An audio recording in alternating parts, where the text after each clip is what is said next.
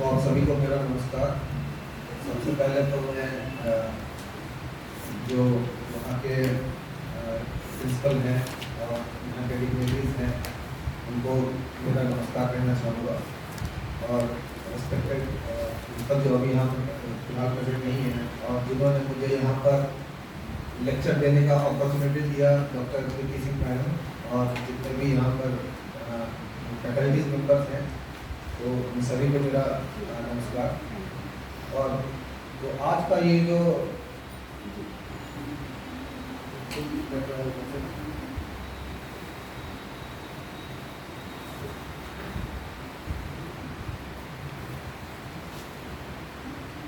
Sir आपको वहीं से क्लिक कर दीजिए उधर से। हाँ, जो भी स्लाइड आपको यहाँ से ऊपर करता हुआ रहेगा। यहाँ से पूरा बंद हो जाएगा।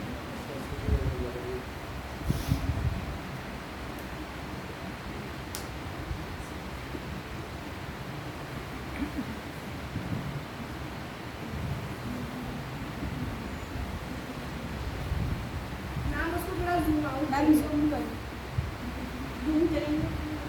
कोई बात नहीं है। हाँ, ये बहुत सही रहा है। तो कोई बात नहीं।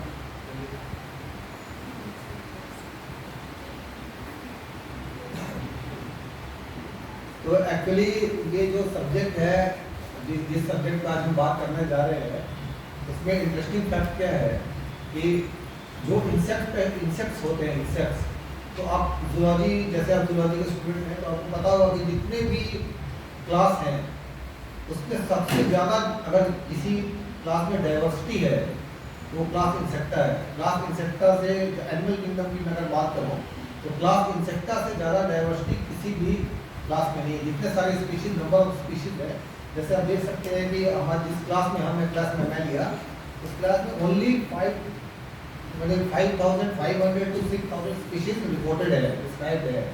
लेकिन अगर हम क्लास इंसेक्टा में देखें तो देयर आर 9,25,000 डिस्क्राइब्ड स्पीशीज, मतलब है तो उससे भी ज़्यादा 5 to 10 मिलियन स्पीशीज होने की संभावना है, लेकिन जो डिस्क्राइब्ड है वही कितना ज़्यादा, कितना डिफरेंस आप देख सकते हैं। तो इसलिए दिस सब्जेक्ट इंसेक्ट के बारे में पढ़ना एक बहुत ही इंटरेस्टिंग सब्जेक्ट होगा। और मैं चाहूँगा इन तरह के वो फ्यूचर में आपसे एंटोलॉजी फील्ड में अगर आना है तो मैं उसके लिए पूरा सपोर्ट करूँगा आपको। तो this was the reason why this topic is very much interested. And तो ये जो प्रेजेंटेशन मैं अभी देने जा रहा हूँ, ये अगर देखें तो ब्रॉडली 3 कैटेगरी में डिवाइड किया हूँ मैं इसको। पहला तो जो क्लास इंसेक्टा का पोजीशन, जो पूरे एनिमल किंगडम में क्लास इंसेक्टा का पोजीशन कहाँ पे है, कहाँ पर ये लाइन करता है। और उसके बाद जो सेकंड मेरा जो टॉपिक रहेगा वो इंसेक्ट प्लांट रिलेशनशिप, यानी जो इंसेक्ट और प्लांट का कैसा क्या रिलेशनशिप है, इंसेक्ट कैसे प्लांट्स को हार्म पहुँचाते हैं जिससे हमें प्रॉब्लम होता है, या इंसेक्ट प्लांट के लिए अच्छे भी है। There are some beneficial insects also. तो उनका इंटरेक्शन कैसा है प्लांट से, हार्म हो जाते हैं, बेनिफिट भी करते हैं। और उसके बाद जो हम जो कुछ नोवेल मैनेजमेंट, जैसे एग्रीकल्चर एंटोलॉजी में देखेंगे, एग्रीकल्चर फील्ड में, तो इंसेक्ट पेस्ट हमारे लिए बहुत नुकसान पहुंचाते हैं, हैवी लॉस पहुंचाते हैं at farm level also and after that post processing level also. तो उनका क्या क्या हम मैनेजमेंट अप्रोचेस क्या क्या है, कैसे हम उनको मैनेज करते हैं, क्या क्या तरीका है मैनेज करने का, तो उसके बारे में भी थोड़ा बात करेंगे। तो अगर आप देखें कि अगर हम लिविंग थिंग्स को क्लासिफाई करते हैं तो ब्रॉडली क्लासिफाई करते हैं लिविंग थिंग्स को। तो आप बेसिक चीज़ आप सभी को मेरे ख्याल से पता होगा कि देयर आर 5 किंगडम्स, 5 किंगडम होते हैं टोटल, जिसमें हम पूरे जितने भी संसार में लिविंग थिंग्स हैं उनको हम क्लासिफाई कर सकते हैं। तो देयर आर किंगडम मोनेरा। तो किंगडम मोनेरा में कौन से लिविंग थिंग्स आते हैं, जो यूनिसेलुलर होते हैं और जिनमें न्यूक्लियस नहीं होता है, तो उसको किंगडम, जैसे बैक्टीरिया वगैरह हो गए, तो किंगडम मोनेरा में आ जाते हैं। उसके बाद अगर हम देखें तो किंगडम प्रोटिस्टा है। प्रोटिस्टा मतलब कि ये भी यूनिसेलुलर होते हैं, लेकिन ये इनमें एक ट्रू न्यूक्लियस होता है। तो ये किंगडम प्रोटिस्टा हो गया। तो उसके बाद आता है किंगडम फंजाई, जितने फंगस है वो सारे किंगडम फंजाई में आ जाते हैं, जितने भी प्लांट्स हैं तो वो सारे किंगडम प्लांटी में आ जाते हैं, और जो एनिमल्स जितने भी सारे हैं उनको किंगडम एनिमलिया में उनको क्लासिफाई किया गया है। तो उसके बाद हम देखेंगे कि अगर हम किंगडम एनिमलिया में, अब बाकी को छोड़ देते हैं, अब किंगडम एनिमलिया में अगर कंसंट्रेट करें, किंगडम एनिमलिया को देखें अगर, तो वहाँ पर हम ब्रॉडली क्लासिफाई करते हैं वर्टिब्रेट्स और इनवर्टिब्रेट्स में। वहाँ पर अगर ब्रॉडली क्लासिफाई करें तो जिसमें रीढ़ की हड्डी होती है, हाँ उसको वर्टिब्रेट्स में आ जाते हैं वो सारे, और जिसमें रीढ़ की हड्डी नहीं होती है वो सारे इनवर्टिब्रेट्स में आ जाते हैं। ये थोड़ा बेसिक से मैं शुरू करना चाहता हूँ, क्योंकि हम लोग साइंटिफिक तो सब करते हैं प्रेजेंटेशन, लेकिन हमारी मैं सोचा आप लोगों के लिए मैं थोड़ा बेसिक से शुरू कर रहा हूँ, तो अच्छा आप लोग को भी इंटरेस्ट लगेगा। तो इनवर्टिब्रेट्स में अगर हमको क्लास इंसेक्टा की तरफ जाना है तो हमें इनवर्टिब्रेट्स में ही क्लास इंसेक्टा आता है। तो इनवर्टिब्रेट्स में बहुत सारे फाइलम्स हैं, है ना। तो जैसे किंगडम होता है, किंगडम के अंदर बहुत सारे फाइलम्स होते हैं, जैसे मैंने वहाँ दिखाया हुआ है, फाइलम्स के अंदर बहुत सारे क्लास होते हैं। हाँ, क्लास के अंदर बहुत सारे ऑर्डर्स होते हैं, ऑर्डर्स के अंदर बहुत सारे फैमिलीज होते हैं, उस फैमिली के अंदर बहुत सारे जीनस होते हैं, तो जीनस के अंदर स्पीशीज आते हैं। तो ये थोड़ा एक तरीका है। तो इसमें हम देखिए पॉलीफेरा है, फाइलम लिडारिया है, फाइलम एनेलिडा है, फाइलम मोलस्का है, प्लैटीहेलमिंथस है, फाइलम एक्रोडर्माटा है, और फाइलम आर्थ्रोपोडा है। ऐसे हो गया। तो इसमें जो बहुत सारे फाइलम्स होते हैं, तो हमें जैसे पॉलीफेरा में आपको पता होगा कि पॉलीफेरा में कौन कौन से स्पीशीज आते हैं, जैसे स्पॉन्जेस हो गए, है ना, निडारिया है, जैसे जेली फिश वगैरह हो गया, जो समुद्री मछली हो गई जेली फिश, वो फाइलम निडारिया में आ जाते हैं। और जैसे एनेलिडा है, एनेलिडा में क्या आता है, कौन क्या आते हैं, आपको कुछ आइडिया है? अर्थवर्म्स, हाँ अर्थवर्म्स एनेलिडा में आते हैं। फिर मोलस्का में क्या आता है, जो स्नेल्स, स्लग्स, हाँ वो सब मोलस्का में आ जाते हैं। प्लैटीहेलमिंथस मतलब प्लेटफॉर्म्स। उसके बाद जो एक्रोडर्माटा मतलब स्टारफिश वगैरह है। हाँ, तो उसी तरह एक और भी फाइलम है जिसको बोलते हैं आर्थ्रोपोडा। तो हम थोड़ा आर्थ्रोपोडा के बारे में हम डिटेल में देखेंगे। तो फाइलम आर्थ्रोपोडा का कैरेक्टरिस्टिक फीचर्स बोलते हैं। कैरेक्टरिस्टिक फीचर्स मतलब क्या क्या उसमें क्वालिटीज होना चाहिए, क्या क्या कैरेक्टर होना चाहिए, जिससे हम उसको आर्थ्रोपोडा बोलेंगे। अगर वो कैरेक्टर्स नहीं है तो हम उसको आर्थ्रोपोड नहीं बोलेंगे।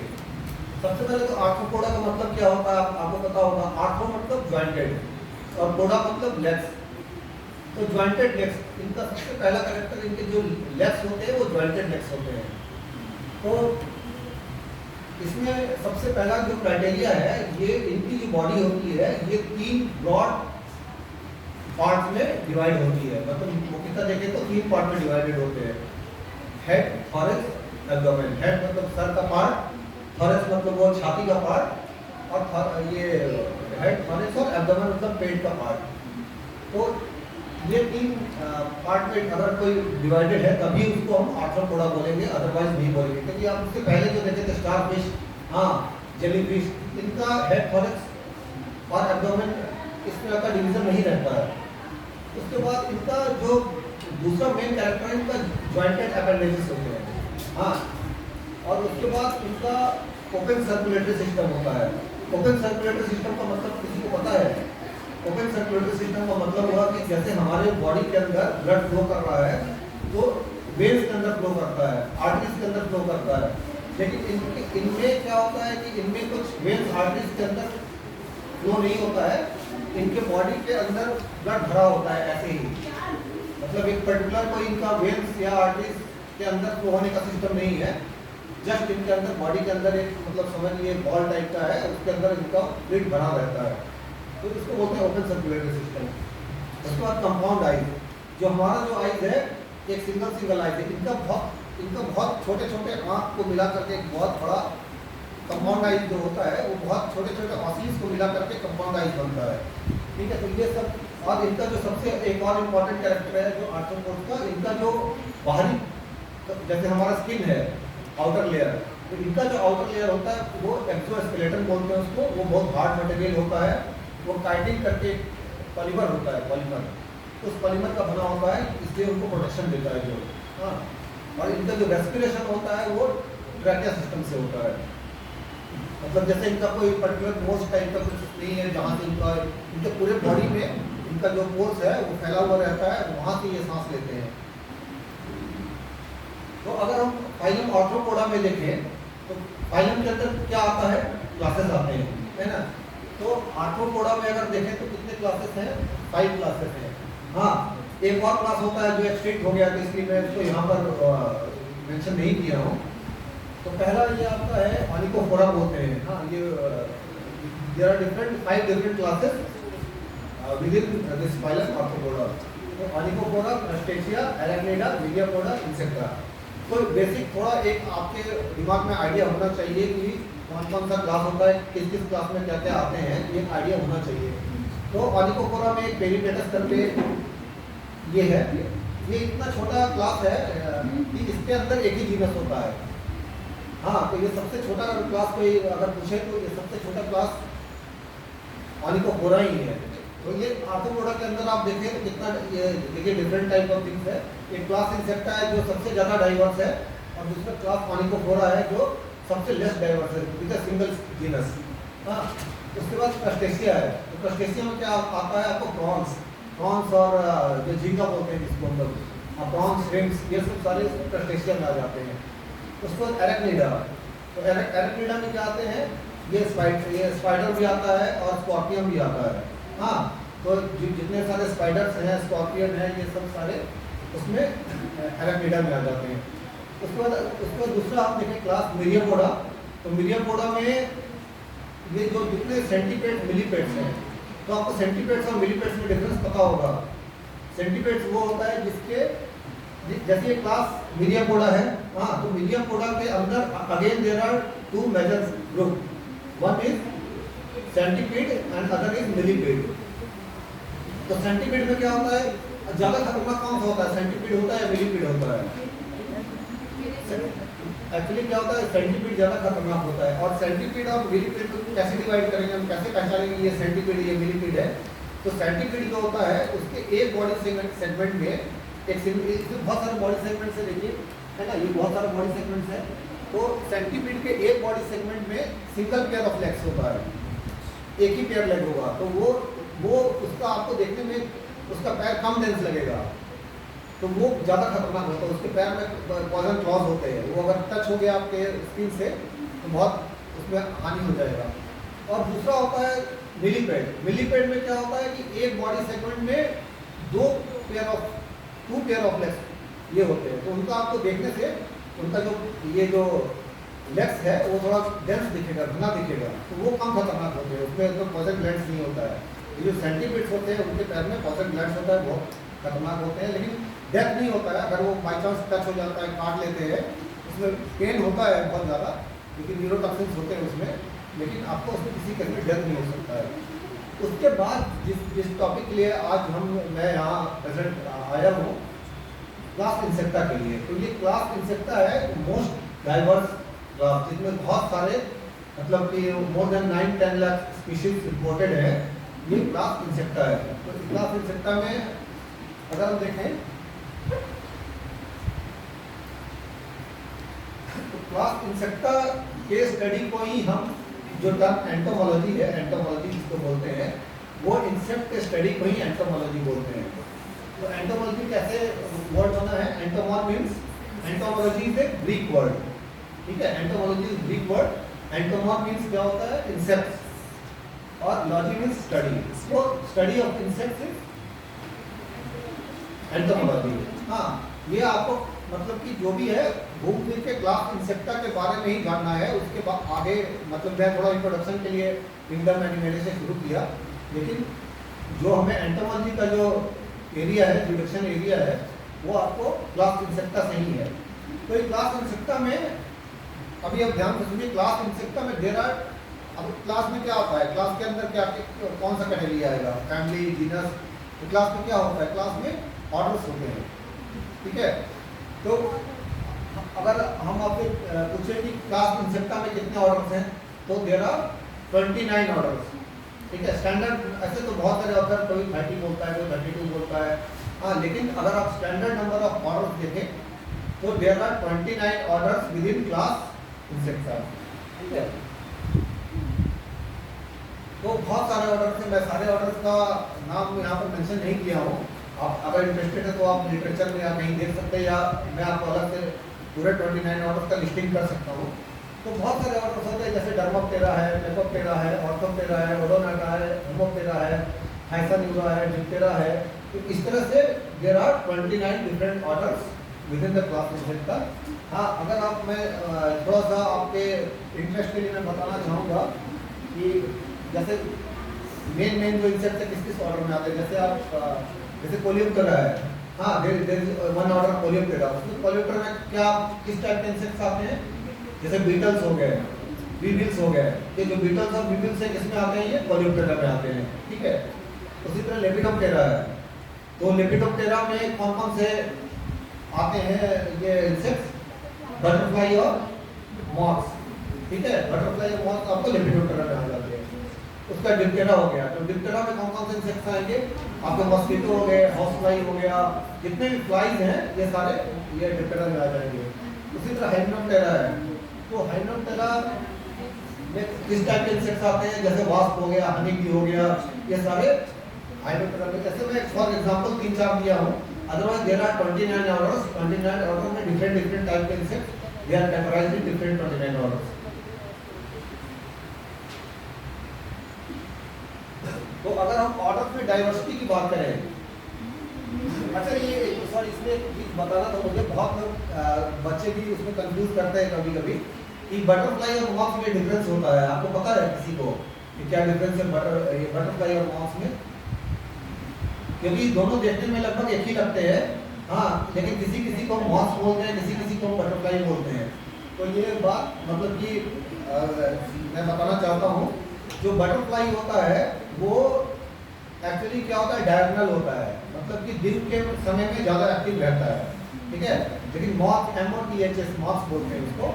तो मॉथ जो है वो रात के टाइम में एक्टिव होते हैं, दिन के टाइम में एक्टिव नहीं होते हैं। पहला डिफरेंस तो ये हो गया।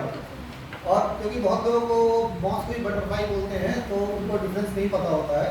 और जो दूसरा डिफरेंस ये होता है कि बटरफ्लाई जो देखने में थोड़ा सुंदर होता है, अट्रैक्टिव होता है, कलरफुल होता है, मॉथ थोड़ा डल कलर का रहता है, ठीक है। ये दूसरा डिफरेंस हो गया। और जो बटरफ्लाई होता है वो जब कहीं दीवार पर बैठेगा तो उसका विंग्स ऐसे फोल्डेड रहता है, ठीक है। लेकिन जब मॉथ को आप देखेंगे दीवार पर बैठे हुए तो उसका विंग्स ऐसे दीवार में चिपका रहेगा। मॉथ ऐसे बिल्कुल विंग्स को ऐसे चिपका के बैठता है, लेकिन बटरफ्लाई रहेगा तो आपको ऐसे करके बैठेगा, ठीक है। सर, सबकी लाइफ कितनी होती है? लाइफ का जैसे डिफरेंट स्पीशीज का लाइफ अलग अलग होता है। किसी किसी का लाइफ 30 डेज, ऐसे अगर आप इसका देखेंगे तो इसका लाइफ होता होगा आपको 30 to 35 डेज। एंड जनरली एक जनरल बता रहा हूँ, ऐसे आपको डिफरेंस आएगा। किसी किसी स्पीशीज का 25 डेज होगा, किसी का 30 डेज होगा, किसी का 45 डेज तक जाएगा। और अगर टेम्परेचर कम होता है जब, तो इनका लाइफ बढ़ जाता है, लंबा हो जाता है। मतलब मंथ में ही रहती है। हाँ, और जब टेम्परेचर ज़्यादा रहेगा तो इनका लाइफ जल्दी खत्म हो जाएगा। ये जल्दी जल्दी ग्रो करेंगे और लाइफ जल्दी खत्म हो जाएगा, क्योंकि टेम्परेचर का बात हो जाता है। और अगर इंसेक्ट में देखें तो इतना वेरिएशन है कि एक इंसेक्ट ऐसा भी है जो सुबह पैदा लेता है और शाम में मर जाता है, उसका लाइफ उतना ही होता है। उसको बोलते हैं मे फ्लाई। हाँ, वो ओडोनोटा ऑर्डर, एक ओडोनोटा ऑर्डर है। तो ओडोनोटा ऑर्डर के अंदर एक इंसेक्ट होता है, उसको बोलते हैं मे फ्लाई। तो इतना शॉर्ट लाइफ होता है उसको डे फ्लाई भी बोलते हैं, क्योंकि एक ही दिन का लाइफ होता है उसका। तो सुबह पैदा लेता है और शाम तक उसका मैच्योरिटी हो जाता है, बूढ़ा होकर वो शाम तक मर जाता है। और एक एक इंसेक्ट ऐसा भी है जिसका लाइफ 17 ईयर्स 18 ईयर्स तक रहता है। एक इंसेक्ट होता है जिसको हम लोग बोलते हैं सिकाडा। तो सिकाडा का लाइफ 17-18 ईयर्स तक रिकॉर्डेड किया गया है, ठीक है। तो इंसेक्ट के लाइफ में बहुत डाइवर्सिटी है, एक दिन से लेकर 17 ईयर्स तक का इसमें डाइवर्स होता है इनका लाइफ पीरियड। तो अलग अलग स्पीशीज का जो लाइफ का पीरियड है वो डिफरेंट होता है, ठीक है। तो ये मैं थोड़ा सा बता रहा था आपको, मॉथ और बटरफ्लाई में डिफरेंस थोड़ा आइडिया लग गया होगा आपको। हाँ, उसके बाद तो डिफरेंट, अच्छा ये बता सकते हैं लीफ किस चीज़ का है, वो कौन से प्लांट का लीफ है, कोई किसी को आइडिया है क्या? हाँ, ये इंसेक्ट है, लेकिन देखने से बिल्कुल लीफ जैसा लगता है। हाँ, तो देखने में बिल्कुल लग रहा है लीफ, इसको क्या बोलते हैं, किसी को टर्म पता है इसको क्या बोलते हैं, जो ये मिमिक कर रहा है ना, ये प्लांट के लीफ को मिमिक कर रहा है ना, उसका नकल कर रहा है, तो इसको कैमोफ्लेज बोलते हैं। ठीक है, CAMOUFLAGE।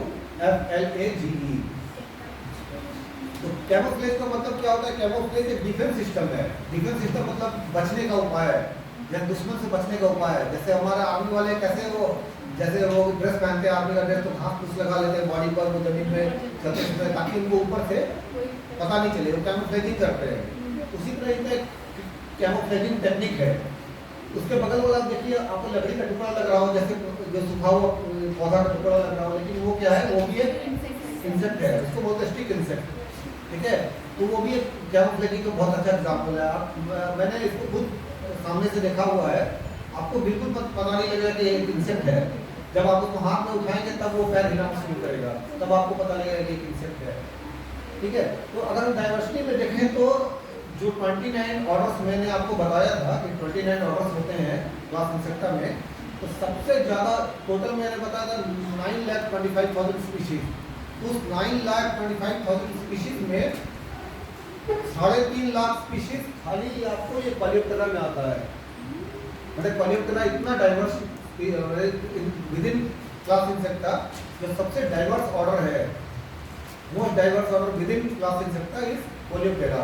कोलेप्टेरा में कौन कौन आते हैं, बीटल्स एंड वीविल्स। ठीक है, तो इसमें जो मतलब कि 1/3 आप सोच लीजिए कि 1/3 जो हो गया आपका, मोर देन 1/3 क्लास इंसेक्टा का स्पीशीज वो सारे कोलेप्टेरा में आते हैं।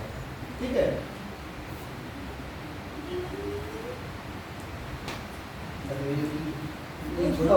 वो जूम हो गया था ना, तो आपका स्लाइड्स मूव नहीं करता है इसलिए। अच्छा, ठीक है, तो ये अगर सबसे डाइवर्स है तो कोलेप्टेरा होगा 38% स्पीशीज इसमें होते हैं। उसके बाद फॉलोड बाई आपका ये लेपिडोप्टेरा जिसमें बटरफ्लाई मॉथ्स आते हैं, फॉलोड बाई हाइमेनोप्टेरा और फिर डिप्टेरा। तो हाइमेनोप्टेरा में क्या होता है, जो इंसेक्ट्स का जो ये हनी बीज वगैरह होते हैं, हनी बीज वास्प, ये सारे हाइमेनोप्टेरा में आते हैं। ठीक है, तो उसके बाद मैं बताना चाहूँगा आपको कि एंटोमोलॉजी में भी अगर देखें ना तो डिफरेंट टाइप ऑफ फील्ड्स है। क्या क्या फील्ड है, जैसे एग्रीकल्चरल एंटोमोलॉजी, मैं जिसमें हूँ वो एग्रीकल्चरल एंटोमोलॉजी है। हाँ, एग्रीकल्चर फील्ड से मतलब वो डील करता है।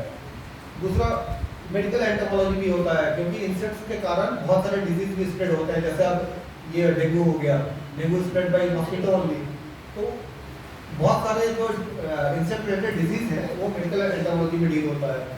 फोरेंसिक एंटोमोलॉजी जैसे कुछ क्राइम होता है, डेड बॉडी है तो डेड बॉडी कितना पुराना है, हाँ ब्रश है कि पुराना है तो कितना पुराना है, तो वहाँ पर फोरेंसिक एंटोमोलॉजी कैसे यूज होता है। क्या होता है कि डेड बॉडी में जो कोई कीड़ा लग जाता है तो फोरेंसिक एक्सपर्ट जो होते हैं वो आकर के वहाँ से जो मैगट्स उठाते हैं, वहाँ से अगर बॉडी में मैगट्स लगा है, कीड़ा लगा हुआ है, तो वहाँ से मैगट्स को ले जाएंगे, फिर उसका स्टडी करके बताएंगे ये मैगट्स कितना पुराना है, तो कौन सा स्टेज चल रहा है मैगट्स का, तो उससे पता लग जाता है कि बॉडी कितना पुराना है। फिर आपको हो गया फॉरेस्ट एंटोमोलॉजी, तो फॉरेस्ट में जो ट्री स्पीशीज होते हैं वहाँ पर थोड़ा सा इनका स्पीशीज अलग, डिफरेंट टाइप ऑफ स्पीशीज होते हैं, तो उसको फॉरेस्ट एंटोमोलॉजी में आ जाता है। फिर आपका वेटनरी एंटोमोलॉजी, जो आपके एनिमल्स में है, जो हमें पालतू जानवर होते हैं, हमारे एनिमल्स होते हैं, उनमें जो इंसेक्ट्स लगता है उसमें जो डील करते हैं, उसको वो वेटनरी एंटोमोलॉजी में आ गया। उसके बाद इकोलॉजिकल एंटोमोलॉजी, इकोलॉजिकल एंटोमोलॉजी मतलब ये इंसेक्ट्स का सारा लाइफ साइकिल, लाइफ पीरियड, हाँ देयर इंटरेक्शन विद प्लांट्स, उनका मतलब कि जो बायोटिक फैक्टर, एबायोटिक फैक्टर, जितना भी इकोलॉजिकल एस्पेक्ट्स होता है एंटोमोलॉजी का, इंसेक्ट्स का, वो सारा इसमें। तो ये कुछ फील्ड्स हैं जिसमें आप फ्यूचर में आप अपना करियर चुन सकते हैं। ठीक है, तो अगर हम एग्रीकल्चरल एंटोमोलॉजी की बात करें तो within agricultural entomology there are different fields. ठीक है, तो अगर आप अभी बीएससी में हैं, अगर आप फ्यूचर में कल को अगर आप एमएससी करेंगे, मास्टर डिग्री करने जाएंगे एंटोमोलॉजी में, तो आपको इन्हीं में से कोई एक फील्ड चूज करना पड़ेगा जिसमें आपने मास्टर्स करेंगे आप। क्योंकि जो एमएससी एंटोमोलॉजी होता है तो एमएससी एंटोमोलॉजी में कोई एक पर्टिकुलर चुनना पड़ता है, सिलेक्ट करना पड़ता है कि भाई किस फील्ड में हम मास्टर्स करेंगे। तो जैसे टैक्सोनॉमी हो गया, टैक्सोनॉमी मतलब कि क्लासिफिकेशन ऑफ इंसेक्ट्स, नॉमेनक्लेचर, उनको कैसे क्लासीफाई करना है, तो क्लासिफिकेशन होता है on the basis of morphological characters. हाँ, मॉर्फोलॉजिकल कैरेक्टर्स और बहुत सारे डिफरेंट रिप्रोडक्टिव कैरेक्टर्स होते हैं और आपके एनाटॉमिकल कैरेक्टर्स होते हैं, बहुत सारे कैरेक्टर्स होते हैं, उनके बेसिस पे क्लासिफिकेशन किया जाता है, उनका नाम भी रखा जाता है, साइंटिफिक नेम्स भी उसके बेसिस पे उनका नोमेनक्लेचर भी होता है टैक्सोनॉमी में। टॉक्सिकोलॉजी में मतलब कि देयर रिस्पांस टू इंसेक्टिसाइड्स, कोई हमारे पास कोई टॉक्सिन है, इंसेक्ट को मारने के लिए कोई टॉक्सिन है, हाँ, तो वो टॉक्सिन के साथ इंसेक्ट कैसा रिस्पॉन्ड कर रहा है, वो रेसिस्टेंट है, ये ससेप्टिबल है, कितना रेसिस्टेंट है, कितना ससेप्टिबल है, तो वो मेजर करने का चीज़। हाँ, तो ये सारा ये डील होता है, ये टॉक्सिकोलॉजी में आ जाता है आपको। फिर बायो कंट्रोल, बायो कंट्रोल का मतलब होता है कि हम जैसे इंसेक्ट को कंट्रोल करते हैं इंसेक्टिसाइड पेस्टिसाइड मार के, तो इंसेक्ट के द्वारा ही इंसेक्ट को कंट्रोल करना, मतलब एक इंसेक्ट दूसरे इंसेक्ट को खा लेता है ना, तो प्रेडेशन बोलते हैं जिसको, तो वो उसको अटैक करके मार देता है, तो उसी को एक जो खाने वाला इंसेक्ट है उसका यूज करके हम दूसरे इंसेक्ट को के पॉपुलेशन को हम कम कर रहे हैं, तो इससे क्या होता है, बायो कंट्रोल बोलते हैं उसको। फिर आपको होगा आईपीएम, आईपीएम मतलब कि इंटीग्रेटेड पेस्ट मैनेजमेंट, ये एक ऐसा फील्ड है मतलब कि उसमें मतलब based on the situation, based on the location, हम सभी जितने भी अप्रोचेस हैं, मैनेजमेंट अप्रोचेस हैं, सबको हम इंटीग्रेट करते हैं। हाँ, उसके बारे में थोड़ा डिटेल में बात बताऊंगा मैं। उसके बाद इंसेक्ट इकोलॉजी हो गया, इकोलॉजी मैंने आपको मैं बता दिया जो इकोलॉजिकल एस्पेक्ट्स होता है। फिर इंसेक्ट फिजियोलॉजी, फिजियोलॉजी मतलब इंसेक्ट का जो अंदर का फिजियोलॉजी, जितना भी फिजियोलॉजिकल प्रोसेस है उसका, हाँ, रेस्पिरेटरी सिस्टम हो गया, सर्कुलेटरी सिस्टम हो गया, ये सब सारा स्टडी करना आपको ये फिजियोलॉजी में आ जाता है। फिर इंसेक्ट बायोटेक्नोलॉजी, तो बायोटेक्नोलॉजिकल एस्पेक्ट्स, हाँ, तो इसी तरह से अच्छा थोड़ा सा मैं आपको ये बताना चाहूँगा, ये क्योंकि ये जनरल थिंग है, ये जानना जरूरी होता है कि हमारे जैसे वो लाइफ साइकिल पूछ रहे थे कितना लाइफ होता है, तो इनका जो लाइफ साइकिल होता है ये एक्चुअली अगर हम देखें तो there are 3 different types of metamorphosis in insects. Insect में मेटामॉर्फोसिस समझना जरूरी है क्योंकि अलग अलग स्टेज में अलग अलग दिखाई देता है इंसेक्ट, ठीक है। तो ऐसा नहीं है कि इंसान जैसा, जैसे इंसान होते हैं, दूसरे जानवर होते हैं मैमल्स में, वो बचपन से लेके बड़े होने तक एक ही दिखते हैं, साइज में छोटे दिखेंगे लेकिन दिखेंगे तो एक ही जैसे। अब गाय का बच्चा तो पैदा लेते ही गाय ही दिखेगा वो बड़े होने तक, उसमें कोई चेंजेस नहीं होता है बॉडी फॉर्म में। लेकिन इंसेक्ट में क्या होता है कि जैसे एग लेइंग होगा, जैसे मैं अगर होलो मेटाबोलस की बात करें तो एग लेइंग होगा, तो एग में से लार्वा निकलेगा, मैनस निकलेंगे या लार्वा निकलेगा, ठीक है। वो लार्वा फर्स्ट स्टार में जाएगा, सेकंड स्टार में जाएगा, थर्ड स्टार में जाएगा, फोर्थ स्टार में जाएगा, फिफ्थ सिक्स, ऐसे ऐसे लार्वा का स्टेजेस चेंज होता जाएगा और साइज में बड़ा होता जाएगा।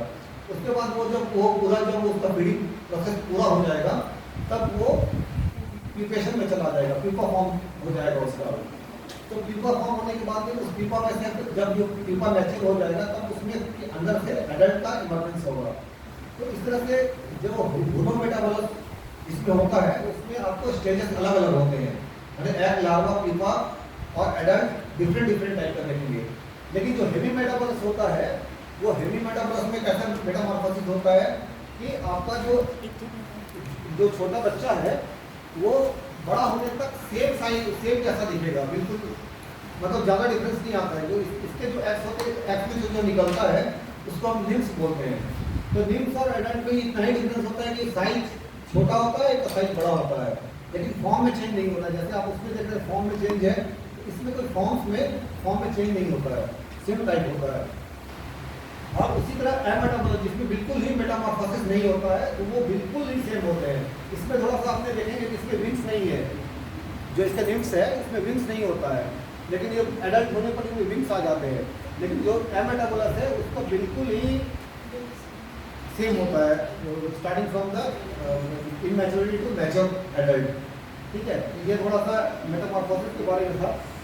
तो लाइफ साइकिल ये जो आपका ये है होलो मेटाबोलस, जैसे ये एक इंसेक्ट है, इसको हम लोग बोलते हैं हेल्पर पार्मिजर, ये बहुत कॉमन है। अगर कोई एंटोलॉजी एग्रीकल्चर एंटोलॉजी डील करता है तो हेल्पर पार्मिजर is very common insect pest, और ये बहुत ही मतलब this is a pest of national importance. मतलब पूरे इंडिया में क्या आपका डिस्ट्रीब्यूशन भी मैं इसका दिखाना चाह रहा था, डिस्ट्रीब्यूशन शायद नहीं है इसका यहाँ पे। ये जितना भी आपको एशियन कंट्रीज है, साउथ एशिया कंट्री है, सब में लगभग आपका इसका डिस्ट्रीब्यूटेड है।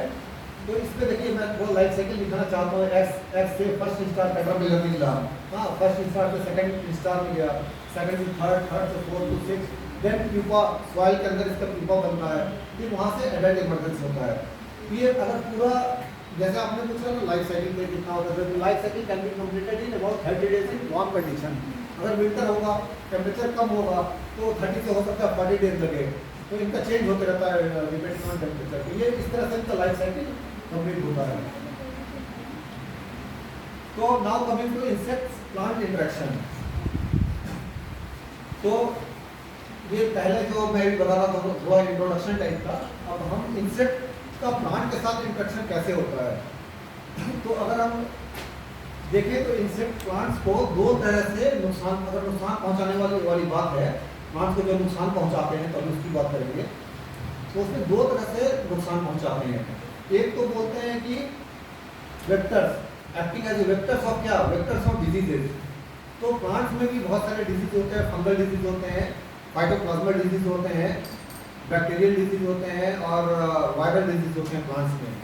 तो जैसे इंसान में जैसे मच्छर होता है, मलेरिया फैलाता है। एक इंसान को मलेरिया है, मच्छर ने काट लिया और उसके अंदर मलेरिया का वो चला गया, और फिर उसने किसी हेल्दी इंसान को जाके काटा, तो स्प्रेड होता है ऐसे malaria. Same type in similar way insects भी प्लांट के जितने सारे डिजीज होते हैं, तो कोई कोई इंसेक्ट्स वेक्टर का काम करते हैं। तो वो क्या होता है, जैसे हेल्दी जो डिजीज प्लांट है उसमें जाके सक करेंगे, ठीक है, तो उनके अंदर अपने अंदर उसका वायरस ले लेंगे, ठीक है, फिर वो जाकर के बाद में जब हेल्दी प्लांट में बैठेंगे वहाँ पर सब जो आप उनका जो फीडिंग करेंगे, तो उस दौरान वो वायरस को इंजेक्ट कर देते हैं हेल्दी प्लांट्स में। तो इसी तरह उनका जो डिजीज स्प्रेड होता है। तो एक तो हो गया by acting as a vectors, वो नुकसान पहुंचाते हैं प्लांट को। दूसरा है कि डायरेक्ट फीडिंग इंजरी, जब वो प्लांट को डायरेक्ट जब खाते हैं या उसका रस चूसते हैं, तो उसका डायरेक्ट वो उसको लॉस इंजरी करते हैं, ठीक है। इस दो तरह से जो, और एक और चीज़ है उसमें डायरेक्ट फीडिंग में जो खाते हैं, जब वो कोई इंसान जो सकिंग करते हैं, सैप का जो प्लांट का जूस होता है वो सक करते हैं, उसके दौरान कुछ टॉक्सिन भी वो इंजेक्ट कर देते हैं, जिससे उस प्लांट में बर्निंग हो जाता है, ठीक है। तो एक दो पार्ट हो गया। तो प्लांट को नुकसान कैसे करते हैं उसको समझने के लिए थोड़ा सा हमें माउथ पार्ट भी समझना पड़ेगा कि किस इंसेक्ट में किस किस टाइप के माउथ पार्ट्स होते हैं, क्योंकि वो तो माउथ पार्ट्स के ही द्वारा तो ये प्लांट को नुकसान पहुंचाते हैं ना। तो इसमें chewing type of mouth part होते हैं, हाँ, किसी जैसे बीटल्स है, बीटल्स में chewing type of mouth part होते हैं। तो वो क्या होता है, पत्ता चबाते हैं, वो पत्ती खाने वाले होते हैं, या वो उसको कटिंग कर सकते हैं, ठीक है। उसका दूसरा माउथ पार्ट है piercing sucking. There are many type of mouth part, but I have shown here three और फोर फॉर एग्जांपल। तो दूसरा होता है piercing sucking type of mouth parts. Piercing sucking में क्या होता है, उनके पास प्रोबोसिस होता है, वो लीफ टिश्यू में प्रोबोसिस को इंसर्ट करके वहाँ का जो जूस होता है, लीफ का जूस होता है, सैप होता है, उसको सक करते हैं। एक दूसरे टाइप का माउथ पार्ट्स हो गया। फिर साइफनिंग टाइप का हो गया। साइफनिंग टाइप का कहाँ पर काम आता है, जैसे बटरफ्लाई होता है, तो बटरफ्लाई का जो प्रोसेस होता है साइक्लिंग होता है, मतलब कि वो स्प्रिंग टाइप होता है, क्वाइड होता है। वो बटरफ्लाई का जो सेंटर में नेक्टर होता है ना, वहाँ से रस चूसने के काम आता है साइक्लिंग टाइप ऑफ। फिर sponging type of mouth part, जैसे मक्खी को आप बैठे हो देखे होंगे तो मक्खी रब करते रहता है ऐसे कहीं सर्फेस पे, तो उनका स्पॉन्जिंग टाइप होता है। तो different type of mouth parts होते हैं, उसके हिसाब से वो तो किस किस टाइप का नुकसान पहुंचाते हैं। जैसे मैं आपको बताऊँ, कुछ होते हैं लीफ फीडर्स, मतलब जो पत्ती में भी जो नुकसान करने वाले जो इंसेक्ट्स होते हैं वो डिफरेंट टाइप होते हैं। कुछ तो का मतलब जैसे छेद कर दिया है, पत्ती को खाते हैं, हाँ, कुछ छेद करते हैं, पत्ती को पूरा खा जाते हैं पूरा। कोई इंसेक्ट ऐसा होता है, जैसे आप खेत में जाएंगे तो देखेंगे वो गाय चल के चली गई है, पूरा पत्ता साफ कर देते हैं, इतना उनका फीडिंग एफिशिएंसी ज़्यादा होता है। और कोई लार्वा क्या करता है कि उसका जो क्लोरोफिल का मटेरियल है ना, जो लीफ में क्लोरोफिल होता है, ओनली क्लोरोफिल खा लेता है, वो छेद भी नहीं करता है पत्ती में, तो ओनली क्लोरोफिल साफ कर देता है। उससे क्या होता है कि आपको ये पत्ती पूरा सफ़ेद दिखेगा, पत्ती रहेगा वैसा ही, छेद भी नहीं रहेगा, लेकिन पूरा वाइट कलर का पत्ती दिखेगा, जैसे उसका क्लोरोफिल खत्म हो जाता है। हाँ, ये कुछ सिम्टम्स है, आप देख सकते हैं। जैसे जो ये जो बग्स होते हैं, जब स्पॉट ग्रीन होता है, मतलब उस समय इसका अटैक होता है।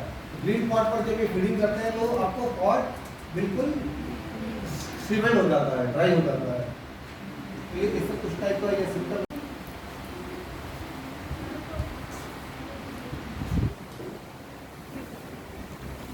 I am your host from BSc third year Ananya Amnesty. It's our pleasure to welcome you all to the 8-day lecture series from date 22 April to 30 April. Known from our real heroes, our scientists from Indian Institute of Pulse Research, Kanpur. In 8-day lecture series, we cover the important and interesting topics by the greatest professors.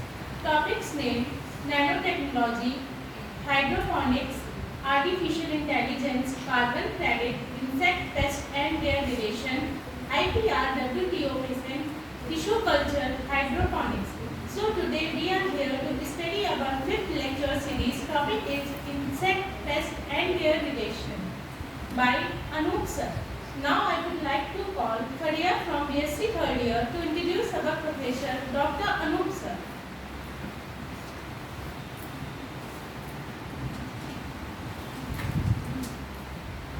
Let's introduce our today's guest. Dr. Anup sir is presently working as a senior scientist, agriculture and entomology in the Division of Crop Protection ICAR, Indian Institute of Pulse Research, Kanpur. He is having 13 years of experience in the field of agriculture and entomology, including the 7 years of vast experience in his agriculture since he joined the Agriculture Research Service of ICAR in 2011. He did his graduation from University of Agriculture Sciences, Harvard, Karnataka. Thereafter, he completed his master's and doctoral degree by 2008 and 2012, respectively, from Indian Agriculture Research Institute, New Delhi. He had been the recipient of the Best Scientist Award, ICAR Arunachal Pradesh Center 2014. He has also received the Young Scientist Award 2017 from Indian Association of Hill Farming Meghalaya and Best Team Award IIPR Kanpur in 2023. Besides this, he has received the Server Best Oral Presentations Award in National and International Conference. He is Life Fellow of Entomological Society in India, New Delhi. Life members of Indian Society of Pulse Research and Development Kanpur and Association for Advancement of Pest Management in Horticulture Ecosystem, Bengaluru.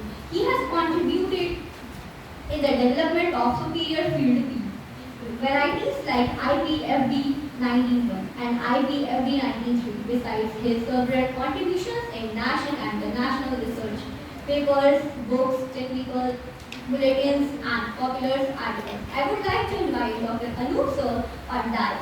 Enlighten us, we welcome you a big round applause for our guest. Welcome guest.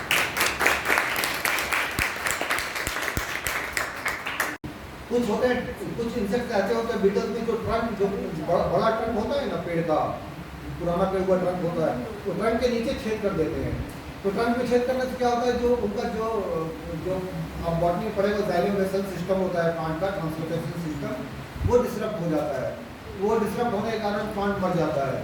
तो borers होते हैं, जो कुछ होते हैं borers जो flower में boring करते हैं, जो फ्लावर का जो पेटल्स होता है, जो कैलिक्स होता है, उसके अंदर बोरिंग करते हैं।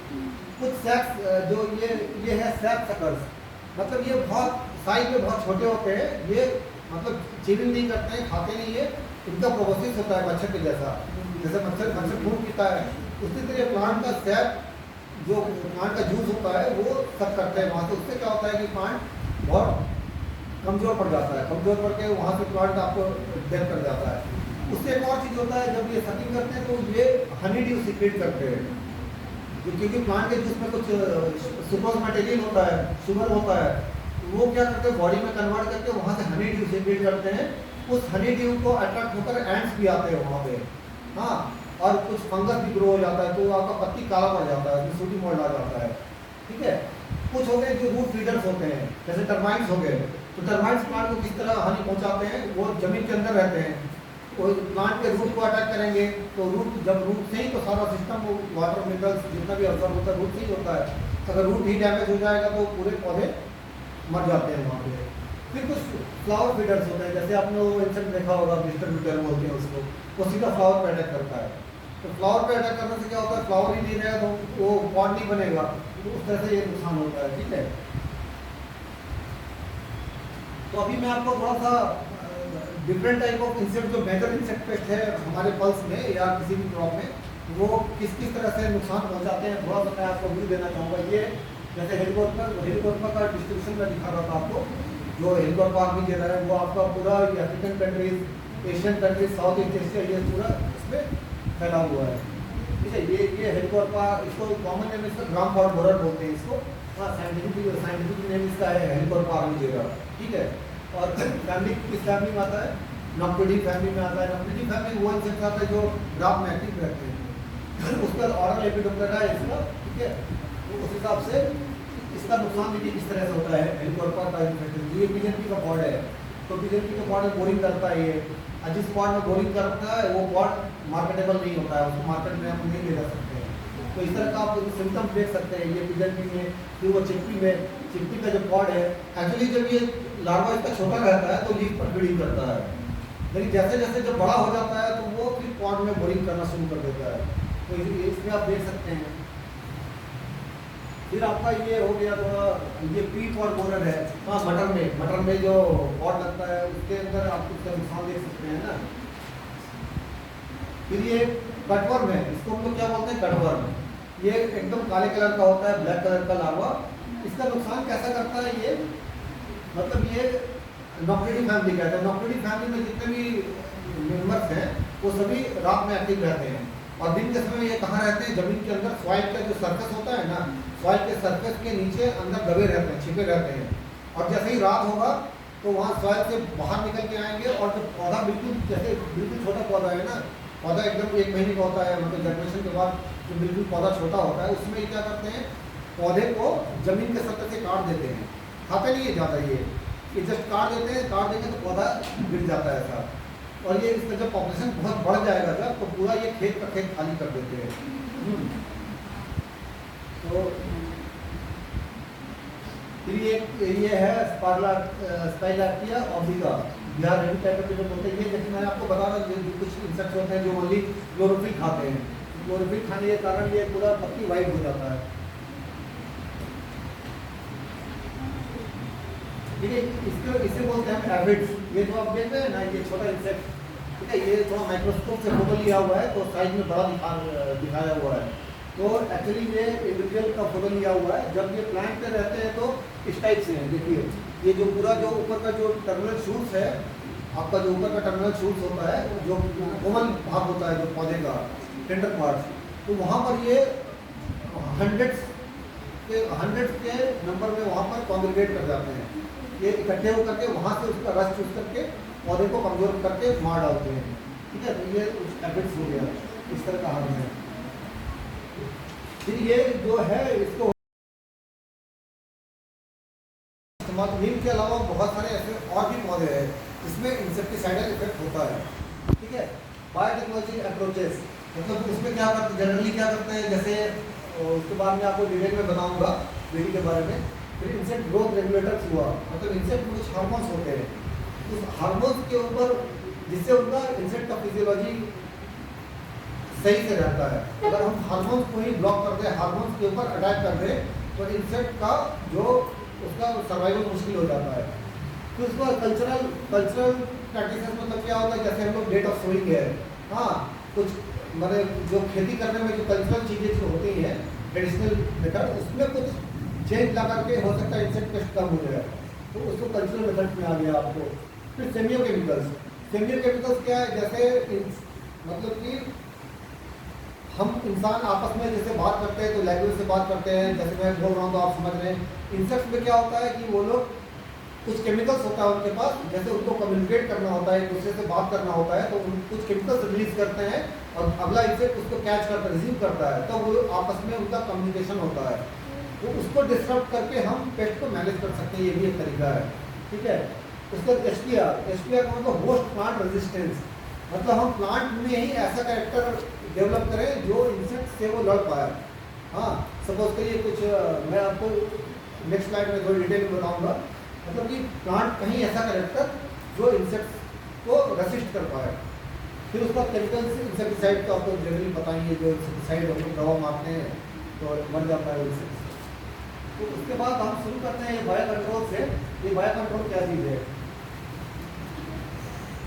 थोड़ा सा ये होने के कारण ये एक्चुअली पैरासिटोइड है, वो पैथोजन है, वो नीचे आ गया थोड़ा। तो बायो कंट्रोल में आपको पहले भी थोड़ा सा बताया था बायो कंट्रोल क्या होता है। बायो कंट्रोल मतलब कि हम इंसेक्ट को जो कंट्रोल करना है तो दूसरे इंसेक्ट लाके हम छोड़ते हैं फील्ड में और वो इंसेक्ट उसको खा लेता है या उसको डिजीज कर देता है।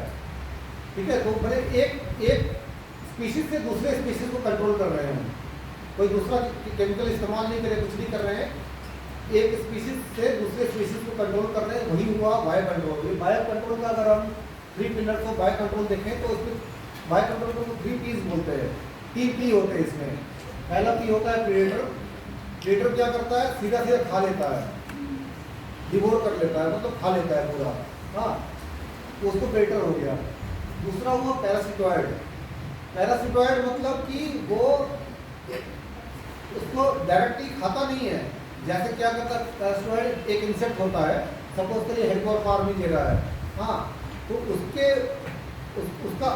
एक्स है, तो ये पैरासिटोइड क्या करेगा? उसके एग में जाके अपना एग लेइंग कर देगा, सपोज करिए, या उसके लार्वा में जाकर के बैठ करके उसके लार्वे के बॉडी के ऊपर अपना एग लेइंग कर देगा। तो जब एग के अंदर से उनका जब हैचिंग होगा, जब मैटर्स निकलेंगे या लार्वा निकलेंगे उसके पैरासिटोइड के, वो फिर जो दूसरा लार्वा है, होस्ट लार्वा है, जो उसके बॉडी को खाता रहेगा वो, तो उस दौरान उस हिसाब से वो क्या होगा, प्रोसेस में वो मर जाएगा। मतलब बात समझ में आ रही है पैरासिटोइड का क्या होता है। एक और चीज़ मैं थोड़ा बताना चाहूँगा, बहुत से मतलब कि जनरली लोग कंफ्यूज हो जाते हैं। एक पैरासाइट और पैरासिटोइड में डिफरेंस पता होगा आपको कि पैरासाइट क्या होता है और पैरासिटोइड क्या होता है। तो मैं आपको बताना चाहूँगा कि पैरासाइट और पैरासिटोइड इन दोनों में डिफरेंस होता है। पैरासाइट क्या होता है? जो पैरासाइट होस्ट के ऊपर रहता है, ठीक है। पैरासिटोइड होस्ट के ऊपर रहता है। होस्ट मतलब जैसे अगर इंसान में सपोज करिए, इंसान के एग्जाम्पल ले लें तो हेडलाउस होता है, तो हेडलाउस पैरासाइट का एग्जाम्पल है। क्यों पैरासाइट बोलते हैं उसको? कि जो होस्ट के ऊपर पैरासाइट रहता है लेकिन होस्ट को किल नहीं करता है, वो जान से मारता तो नहीं है, रहता है वहाँ से अपना ब्लड सकिंग करता है, जो भी है, लेकिन उसको कमज़ोर कर सकता है, होस्ट को परेशान कर सकता है, कमज़ोर कर सकता है, लेकिन उसको किल नहीं करेगा पैरासाइट। लेकिन पैरासिटोइड क्या है कि पैरासिटोइड अपने होस्ट को इन द प्रोसेस किल कर देता है। जैसे एक पैरासिटोइड है कोई भी, हाँ, तो ट्राइकोग्रामा। तो ट्राइकोग्रामा एक पैरासिटोइड है। एक पैरासिटोइड का मतलब क्या हुआ है? वो मतलब कि सपोज करिए जो इंसेक्ट होस्ट इंसेक्ट है, होस्ट इंसेक्ट के एग के अंदर अपना एग लेइंग करेगा। तो जब ये पैरासिटोइड का एक हैचिंग होगा तो उसके अंदर जो निकलेगा तो उसका एग तो मर जाएगा। जब ये अपना एग उसके एग में हैचिंग हुआ है तो उसका एग मर जाएगा। तो इस तरह से वो उसको कंट्रोल कर लेता है। मैंने आपने काम किया हुआ है, उस पर मैडम ने काम किया हुआ है मैं अभी बताऊंगी ट्राइकोग्रामा के अंदर। और देखिए एक होता है ट्राइकोग्रामा, एक होता है ट्राइकोडर्मा, ठीक है। ट्राइकोडर्मा एक फंगस है, नाम मिलता जुलता है दोनों का। तो ट्राइकोडर्मा जो है, ट्राइकोडर्मा वो फंगस है। अभी डॉक्टर मिश्रा आएंगे इसके बाद, वो शायद ट्राइकोडर्मा के बारे में बताएंगे आप लोगों को। और जो मैं आज बता रहा हूँ ट्राइकोग्रामा है, जो पैरासिटोइड होता है, एक पैरासिटोइड, ठीक है, वो ट्राइकोग्रामा है। तो डिफरेंस है दोनों में। तो एक प्रेडेटर समझ लिया आपने, एक पैरासिटोइड समझ लिया, और दूसरा एक पैथोजन होता है। पैथोजन भी इंसेक्ट को कंट्रोल करता है। पैथोजन मतलब बोले तो वायरस, आपका बैक्टीरिया, फंगस, ठीक है, और फाइटोप्लाज्मा। ये मतलब कि मेनली आप समझ लिए, ये आपको एक तो निमेटोड भी है, उसमें निमेटोड भी कंट्रोल करता है इंसेक्ट्स को। और पैथोजन मतलब मेनली आपको फंगस आता है, उसमें वायरस आता है और बैक्टीरिया आता है। मतलब मेन मार्केट में जो ये मेजर ग्रुप चल रहा है पैथोजन का, इंसेक्ट पैथोजन के, ये तीन ही है लगभग, ठीक है। एक बैक्टीरिया हो गया, फंगस हो गया और आपका एक वायरस हो गया। इनके बेसिस पे कुछ इंसेक्टिसाइड अवेलेबल मार्केट में अवेलेबल है। तो ये हो गया बायो कंट्रोल। ये कुछ प्रेडेटर्स हो गए, जैसे इंसेक्ट प्रेडेटर्स है। ये लेडी बर्ड बीटल बहुत ही वेल नॉन एग्रीकल्चर में वेल नॉन प्रेडेटर है, लेडी बर्ड बीटल इसको बोलते हैं, ठीक है। ये एक्चुअली क्या करते हैं, जो सॉफ्ट बॉडीड छोटे इंसेक्ट्स होते हैं उनके ऊपर फीडिंग करता है, उनको कंट्रोल करता है। स्पाइडर्स है, रेडियोड बग है, और कॉमन मैना जो बर्ड है वो भी एक प्रेडेटर का काम करता है, ठीक है। ये कुछ पैरासाइट्स मैं आपको दिखाना चाहता हूँ, ठीक है। कैम्पोलेटिस क्लोरिडी जो है, ये हेलिकोवर्पा में जो मैं बताया था उसका बहुत इंपॉर्टेंट पैरासाइट है, ये पैरासाइटॉइड, ठीक है। अच्छा, पैथोजेंस। अब मैं थोड़ा आपको पैथोजेंस बताना चाहूँगा कि पैथोजेंस कैसे इंसेक्ट को कंट्रोल करने में मदद करते हैं। तो एक होता है ब्यूवेरिया बैसियाना। ये ब्यूवेरिया बैसियाना जो है वो एक एक्चुअली एक फंगस है, ठीक है। वो क्या करता है, वो इंसेक्ट के ऊपर, जब इंसेक्ट के बॉडी पर जब इसका स्पोर टच होता है तो स्पोर उसका फंगस का स्पोर जनरेट होगा। जब फंगस का स्पोर जनरेट होगा तो वहाँ पर उसका हाइफा ग्रो करेगा।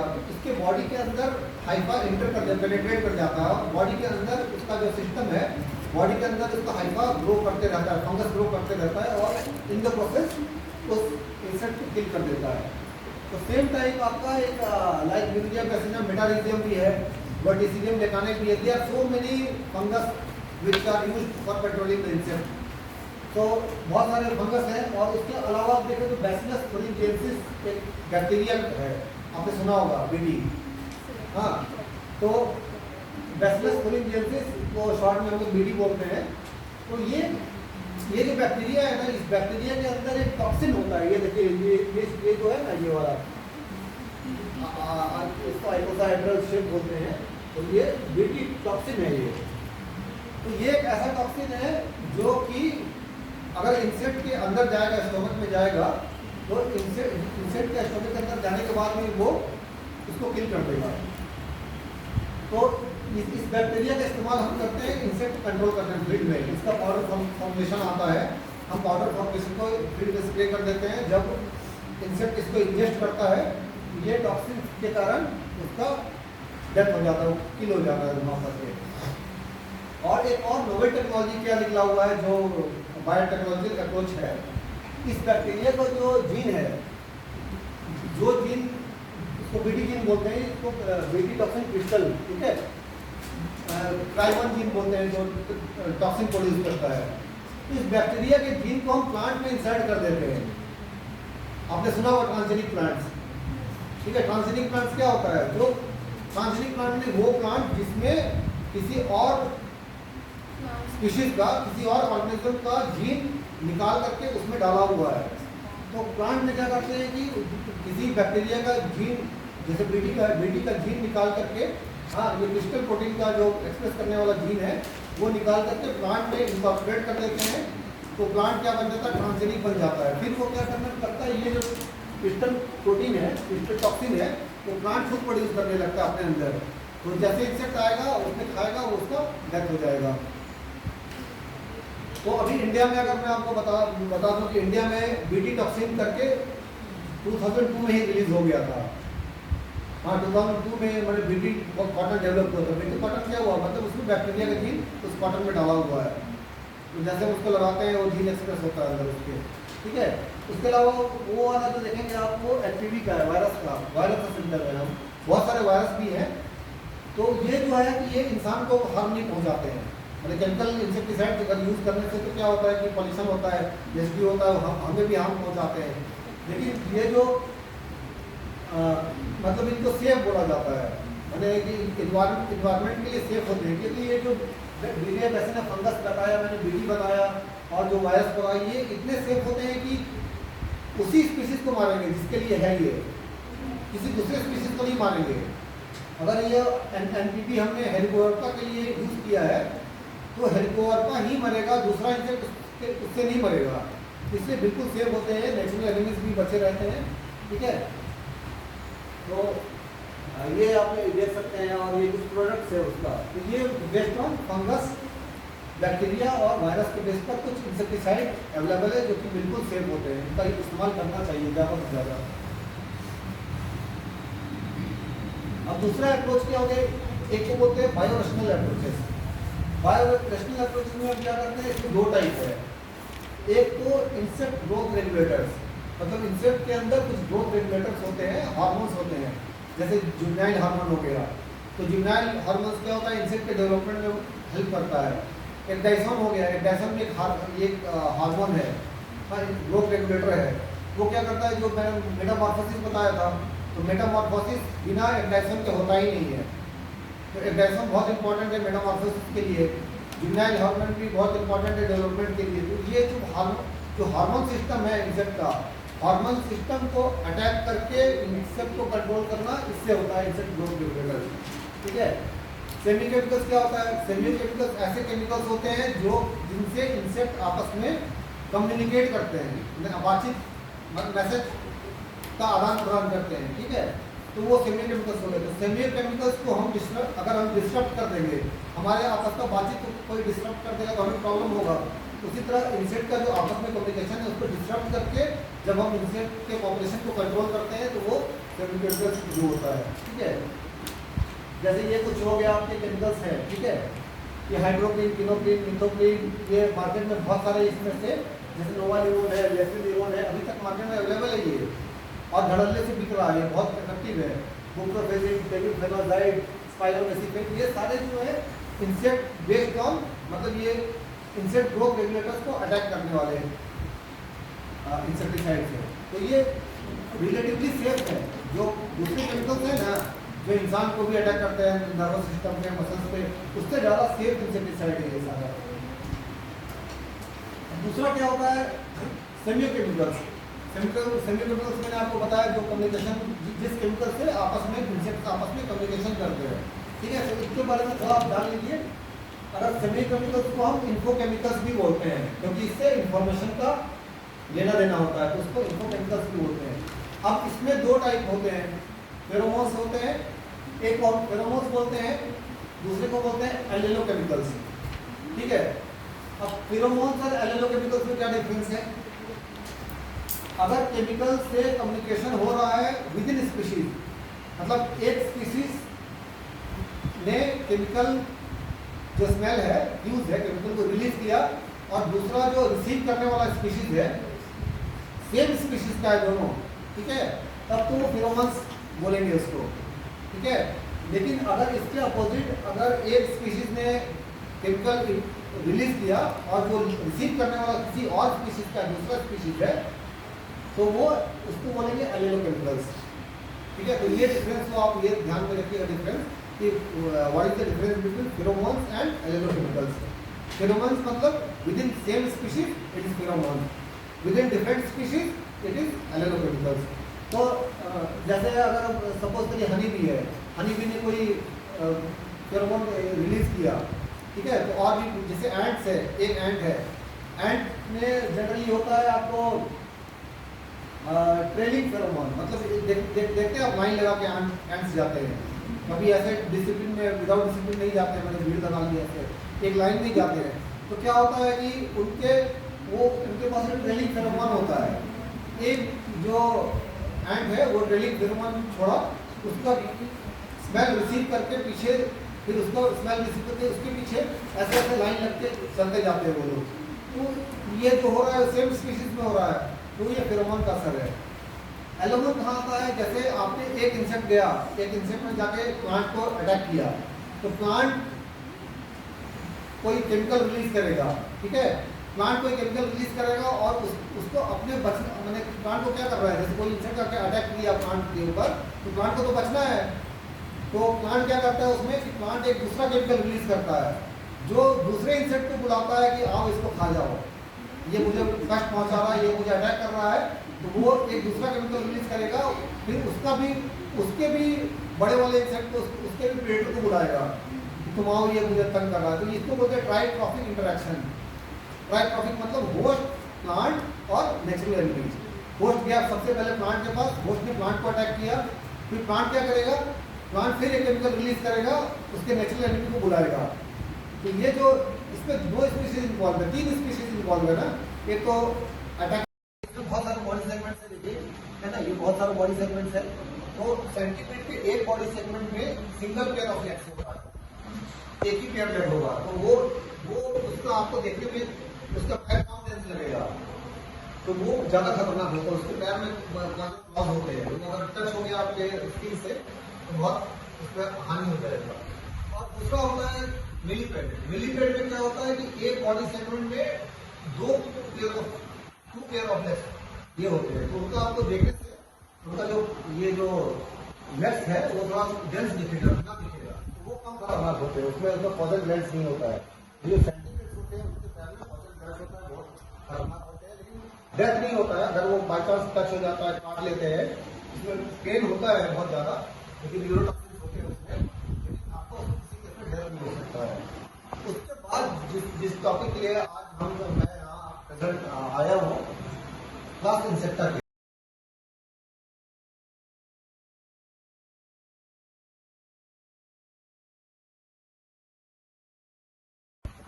इनका इतना दिमाग होता है कि जब ये पूरा इसके जो एडल्ट होते हैं, ये जो अंडर बैलेंस खा रहा होता है जब, तो उसको पता है मुझे पॉट के अंदर ही पीपो बनना है, और पीपो बनने के बाद उसमें एडल्ट निकलेगा। तो एडल्ट बाहर कैसे निकलेगा पॉट से? वो पीपो बनने से पहले मेडल्स क्या करता है, जस्ट उसको स्क्रैच कर देता है, वो एक लेयर बचा रहता है, बचा रहता है, और वहां पर निशान मार करके फिर प्यूपेशन में चला जाता है। फिर प्यूपेशन से जब उसका एडल्ट का इमर्जेंस होता है, उसी क्षेत्र से फिर लेयर पैक करके शुरुआत हो जाती है। अच्छा, ये एक बहुत ही इंटरेस्टिंग इंसेक्ट है लीफ माइनर। तो इसका जो डैमेज होता है, आप ये साइज में इतना छोटा होता है, जैसे इसका ऑर्डर आप देख रहे हैं डेट है, मतलब यही साइज में आता है। इसका साइज इतना छोटा होता है कि आप लीफ होता है ना, लीफ जैसे लीफ का ये अपर सर्फेस है, लीफ का लोअर सर्फेस है, तो एपिडर्मिस हो गया अपर सर्फेस, और आपका लोअर सर्फेस आपको ये नीचे का सर्फेस हो गया। तो दोनों सर्फेस के बीच का जो लीफ कितना पतला होता है समझ सकते हैं आप, तो उतना थिकनेस में ये जस्ट इसमें बोरिंग कर करके अंदर ही अंदर ऐसे ऐसे खाते चला जाता है। जैसे आप ये लाइन्स देख रहे हैं, ये दोनों लेयर के बीच में वो इंसेक्ट घूमते रहता है, खाते खाते ये निशान इस टाइप में बन जाता है। ठीक है, तो वो खाते खाते जैसे जैसे लीफ में चलता जाता है, वो वहां पर माइनिंग करता हुआ चलता जाता है, लेकिन ऊपर से आपको नहीं दिखेगा, नीचे से नहीं दिखेगा, वो उतना छोटा होता है कि दोनों लेयर्स के बीच में रहता है। तो आप फिर में इसका सिम्टम देख सकते हैं। जब ये इससे सिम्टम से क्या होता है कि आपका क्लोरोफिल डैमेज होता है। तो क्लोरोफिल डैमेज होता है तो डेफिनेटली जो प्रोडक्शन है प्लांट का, इसमें असर पड़ता है। फिर ये इंसेक्ट है, इसको बोलते हैं हम लोग डिस्टर बीटल। एक्चुअली आपको तो पता होगा, पहले कैंकरेटिन ऑयल आता था, कैंकरेटिन ऑयल, वो कैंकरेटिन ऑयल का जो प्रोडक्शन होता था इसी इंसेक्ट से होता था। ठीक है, तो ये फैमिली वैरायटी है कोलेप्टेरा का ही, ये फ्लावर के ऊपर फीड करता है, और ये मतलब इसका जो पॉपुलेशन बहुत ही ज्यादा दिखता है अगर फील्ड में आप देखें तो। ठीक है, और दूसरा अगर आप देखिए टर्माइट्स जनरली क्या होता है कि मिट्टी के अंदर, ये सॉइल ड्वेलिंग इंसेक्ट है। टर्मिटोरिया सुना होगा आपने, टर्मिटोरिया जो इसका माउंट होता है, टर्माइट का घर होता है। तो टर्माइट्स जनरली मिट्टी के अंदर रहते हैं, और जहां पर आप इरिगेशन नहीं हुआ है, मिट्टी सूखा पड़ा है बहुत देर तक, बहुत दिनों तक मिट्टी में मॉइस्चर नहीं है, सूखा पड़ा हुआ है, उस केस में टर्माइट का अटैक ज्यादा होता है। और टर्माइट का अटैक जनरली कहाँ होता है? उसके जड़ में होता है, पौधे के जड़ में करता है। तो पौधे के जड़ में करने से क्या होता है, पौधा फिर ड्राई हो जाता है, सूख जाता है। तो ये टर्माइट की बहुत बड़ी समस्या है। तो ये कुछ मैंने जस्ट आपको एग्जाम्पल दिखाया था मैं कि किस किस टाइप के इंसेक्ट कैसा डैमेज करते हैं। ऐसे तो उतना टाइम नहीं है कि मैं पूरा डिटेल में सभी प्लांट्स के बारे में आपको बता सकूं, लेकिन थोड़ा आइडिया के लिए अब हम आते हैं मैनेजमेंट अप्रोचेस पर, कि क्या क्या जो इंसेक्ट पेस्ट का मैनेज करना है, तो कौन कौन सा हमारे पास बड़े अप्रोचेस है जिससे हम इंसेक्ट पेस्ट को कंट्रोल कर सकते हैं। ठीक है, उसमें इंसेक्टिसाइड एक होता है, जैसे जनरली आप देखते हुए जैसे इंसेक्ट आ गया घर में भी, खेत में, तो हम लोग कीटनाशक का छिड़काव कर देते हैं, इंसेक्टिसाइड का छिड़काव कर देते हैं। तो केमिकल इंसेक्टिसाइड ओनली वन एक एस्पेक्ट है, इतने सारे जो मैनेजमेंट अप्रोचेस हैं वो एक है, और उसको सबसे लास्ट में हम यूज करना चाहिए। तो जब सारा हमारा टेक्नोलॉजी फेल हो जाए, क्योंकि आजकल देख रहे हैं आप कितना मार्केट में रेसिड्यूज का प्रॉब्लम है, इंसेक्टिसाइड का ज्यादा यूज हो रहा है, तो